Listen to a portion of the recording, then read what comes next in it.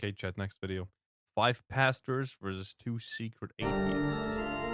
I'm a pastor. And I'm a pastor. I'm a pastor. I'm a pastor. I'm a pastor. I'm a pastor. I'm a pastor. It should be easy to spot them, right? Unless they like grew up religiously or something. But otherwise it should be easy to spot them. If they ask the right questions, obviously. So what about an introduction to start things off? My name is Jay. I'm an Episcopal priest. I'm Don, pastor, non-denominational. Dominic, Lutheran pastor. Paul, youth pastor, SPC. Paul wore a whole suit, and I was like, oh, maybe he's overcompensating. Like, I don't know what a pastor would wear on a Saturday. Maybe it's this suit. So I'm Zach, former Calvary Chapel pastor, and now like fully Calvary guy. Whoa, yes!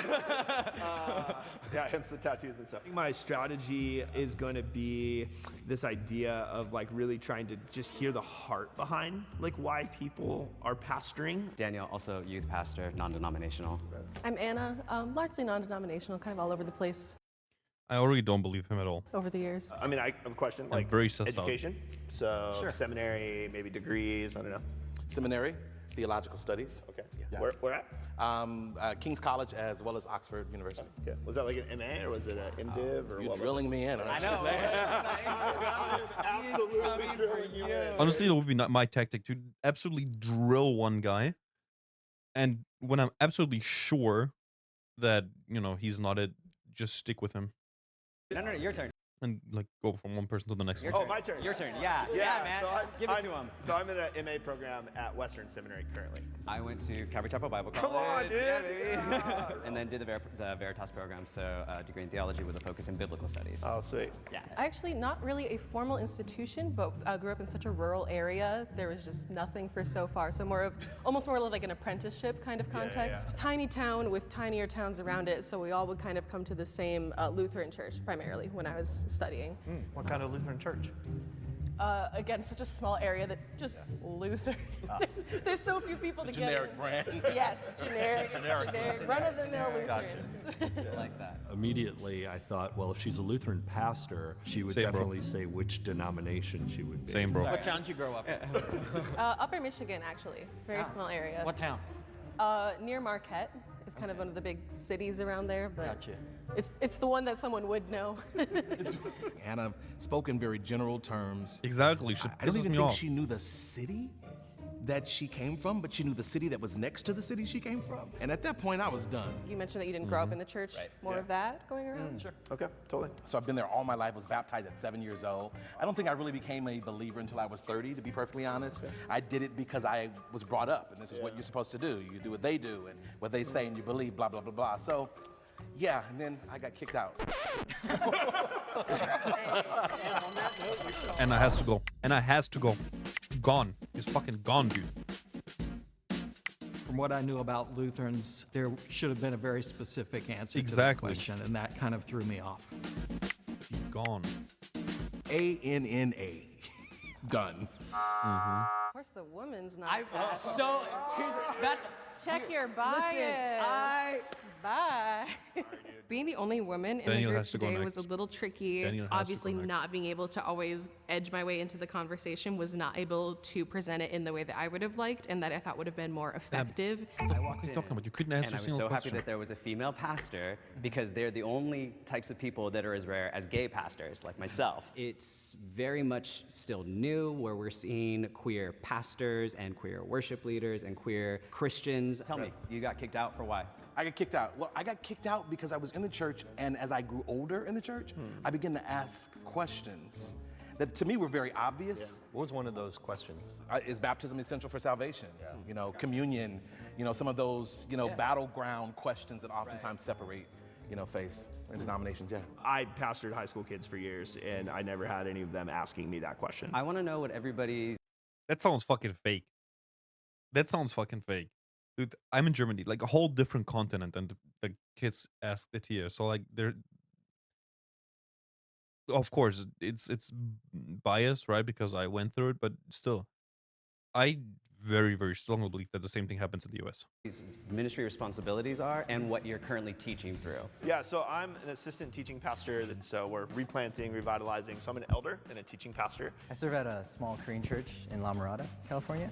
and I take care of the youth ministry. So I'm kind of semi-retired. I also don't have a congregation, although I work with one. It's a little Episcopal church in San Clemente. I also have a weird job that I 100% believe I'm Jay's chaplain to pastor. a governmental agency. 100%. Jay answered a question about being retired, but he never indicated what he was retired from. And after years of being in ministry or serving, I thought there would have been a culmination of his life experiences, and now he's doing a part-time but I'm not assistant judging thing. on And the I thought, answers, I'm judging on the okay, vibe. so we've slipped into some unknown factors It about feels so yourself, Jay. natural. I don't for him. pastor a church. I pastor pastors.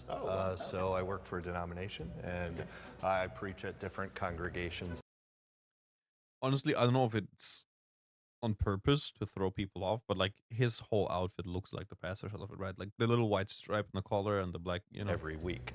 I'm not in the pulpit right now, but I am teaching in small groups, conversations. There's a lot of dogmatic positions that are just generalized for Christendom. So I have a question. I mean, when was the last time you were in a hospital room with somebody, and what comfort did you give them in a time that was critical? Oh, I hate this question. I think that someone who is in pastoral ministry, it's more than just question. preaching and teaching. Very, very I good felt question, a Dominic. question that would get at that about how somebody gives the comfort and the peace of the presence of God would really indicate whether or not they were a pastor and they were involved in that type of ministry. The last time I was in the hospital was not too long ago. It was, I'd actually become almost a medical proxy for a family friend's mother. She was elderly and just kind of going through, and it was very, very tender for me. But the comfort that I gave was in knowing that her family was nearby, and knowing that beyond this moment, when she stepped out of time into eternity, she would be in the place she longed to be. I've only had to do it once, and it was very recent, and I hated it with every fiber of my being because it was for somebody that I loved, and it was a lot of waiting and quiet and very, very soft prayers and just kind of being there, and I'm shaking. I hated it. Kick Daniel out, and him too. The thing that I thought I spotted was that he was just trying too hard. Really? The way that he was answering the questions was very old school. That's crazy. That's actually crazy. Sorry. Sorry, dude. I see what's happening. First the woman, then the black man, the gay is next. I see what's happening. What the devil? Me? I question everybody else left up there. Do they know Jesus? 'Cause I know him. Now, I believe Don is one of the pastors. I'm 100% sure about this. You want to continue playing the game, 100%. please raise your hand. Yeah, continue. So let's start with the question of what does atheism mean to you? I talk to my kids a lot about agnosticism, Yeah. more than I talk about atheism, just because of the oversimplification of as an atheist, I don't believe in God. Well, it's well, what is God? I go back to what Augustine the Hippo said, right? All hearts are restless until they find rest in God. An atheist is not the enemy. It's not just because you don't believe in the God that I love and serve. Doesn't mean you're the enemy. It means that you're restless in your heart and you're trying to search for meaning and belonging in anything other than God. I'd be curious to know if anybody on the stage that did not have a real serious questioning time. You start. Yeah, go for You it. are very quiet, and that's just a little sus to me. What was the question? You are the best What brought dressed. you out of it? I'm a little overdressed today. So the question was, have I ever Even though he wrestled didn't talk a lot, with I'm faith? To be fine honest, with I him. wrestled more with my calling, more than my faith. My faith, once I had an experience, an encounter with God out of drug addiction, my faith was pretty solid. But with the calling, I think I wrestled countless amount of times. In high school, my parents decided to split, and that's when I really went on a frenzy with drug addiction. I struggled with crystal meth, from my junior year. I think that's what really put me to the pit of my life, the most rock bottom of my life, and the only way I could go is to look up. So I have a question. I'm How not do too we sure feel about about him, but- eschatology? Well, we're a millennial. You're on millennial. Okay. Yeah, Very cool. So, Okay. yeah, we are in the end times. Yeah, We were the second totally. Jesus said it was Yeah, finished. I have a lot more openness to the on-mill position than I did. Growing up, Calvary Chapel was hyper dispensational. this is a really, I'm Hyper this is such a dispensational sensitive pre-mill, subject you for know? me because of the sensationalism. Because of your background. Right. Yeah, and So on-mill, that's okay. It's cool. I don't expect the end time anytime soon. I sensed maybe a little bit of woundedness that he was putting forth, and wondering if maybe that was part of what he was using as a mask there. I won't lie to you, Jay looked super familiar, and I was banking on him being a paid actor that I had seen in something before. There was a tie. The tie is between Jay and Daniel. I will give you each on the clock 30 seconds to state your case. Daniel, I goodbye. don't know what to say except that I think I should have not voted for the redo. Other than that, went to seminary 85 to 88, MDiv, Episcopal priest for 35 years. I thought what was going to do me in is I'm really liberal, and you guys just killed me on that. So that's basically it. I know what to say. I am a pastor. Please don't vote me out. It's as simple as that. I know that I've been ordained for a bit, and I'm in this like new congregation I'm really excited don't like about. And them the at all. reason that I actually came was because I heard that there was some cash, and I was like, I really want to take the kids on like a cool trip, and so I really want to like split some of this cash for the kids in the youth group. So that's why I'm here, and I don't want to get voted out. Also, don't be homophobic in June.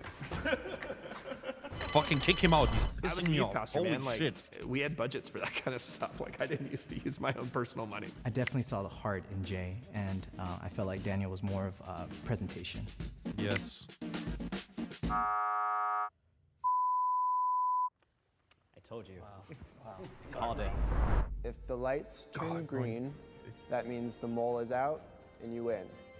If the lights turn red, I'm not too the sure mole's about the still guy in the yellow box beanie. And you lose. I'm really not Three, sure. I have the two, feeling that the guy in the yellow beanie was religious, but stopped.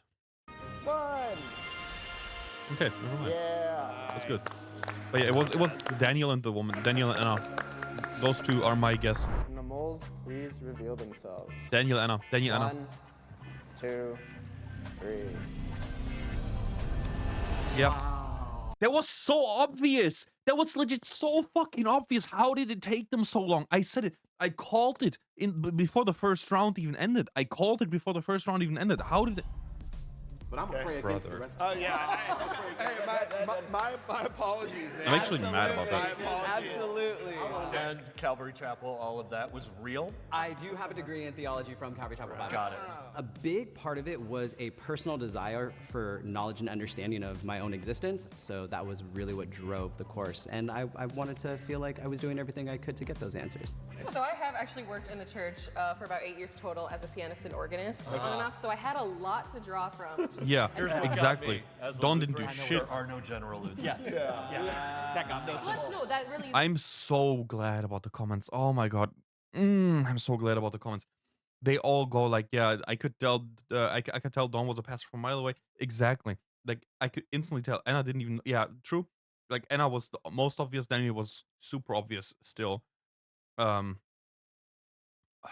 God damn it. Thank you for the comments. Holy shit. The thing is, I'm from such a loosely populated area that really is the case. Is there's so little that even brings people together. There's a lot of churches that are people who are strongly Catholic, strongly Lutheran, that will all be in the same place because like a whole town will be like a gas station, a corner store, and 10 houses. So we are very much in a turning point in the community when it comes to queer individuals in Christianity. Even Okay, whatever. Thank you for watching, everyone. See you again tomorrow. Amen.